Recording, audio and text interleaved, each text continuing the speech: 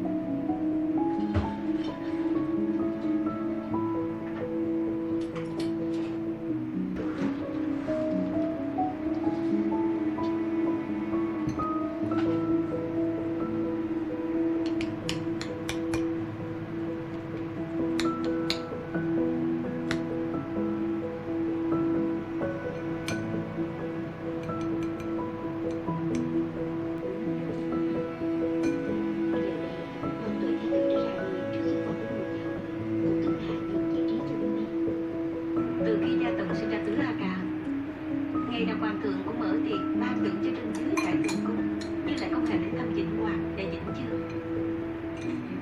Dù có thế nào, Tứ La Ca cũng không phải đệ tử của Trung Cung.